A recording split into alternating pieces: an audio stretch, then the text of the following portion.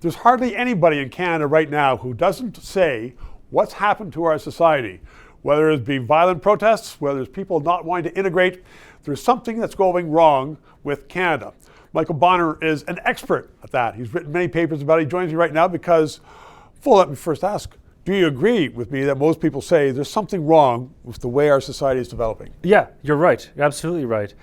And 60% in one of your studies say that's because people don't want to integrate anymore. They want to stay and have their tribal wars. Yeah, most Canadians seem to think that not only do newcomers not adopt Canadian values, but that the government don't seem to have any effort, they don't seem to make any effort to enforce assimilation or to impress Canadian values on people. And is that a change? Because we've all, for the last 50 years, multiculturalism. We don't want everybody to be steamrolled.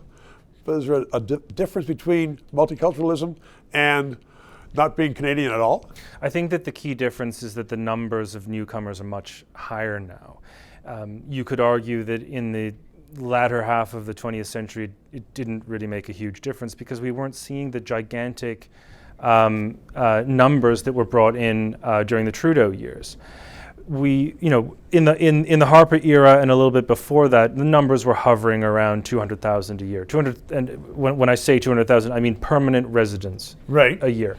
The target for permanent residents went up to nearly 500,000 under Trudeau, and on top of that, there was a huge influx of temporary foreign workers, and we're talking into the millions. We have 5 million people, and the government doesn't know who they are, where they are.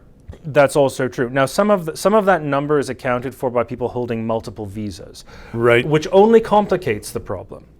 But many of those permits, many of those temporary work permits, are meant to be expiring. The clue is in the name. They're supposed to be temporary. But what we are now hearing is that many of those temporary, yeah. Indeed.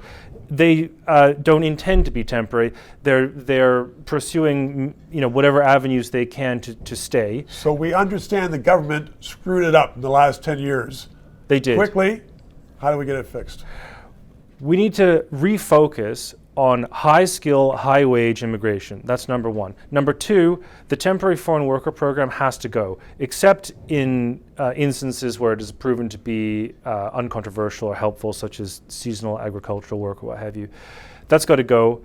And we need to think more about what kind of a country we want to have, what our values actually are, because there are clearly people who don't agree, who are unhappy with norms surrounding public protest or certain cultural practices that don't really fit in very well here. We've got to get a lot more serious about that. We are going to get more serious.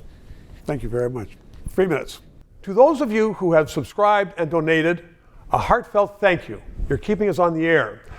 If you're watching and you haven't, please try to do so, because 4 years ago, we started this show because there needed to be independent analysis. Now more than ever, with the Online Harms Act, once that gets into law, it's been passed once by the House, there are going to be hundreds of bureaucrats censoring the news in Canada, censoring this show. We need to keep it on the air. Thanks for your support.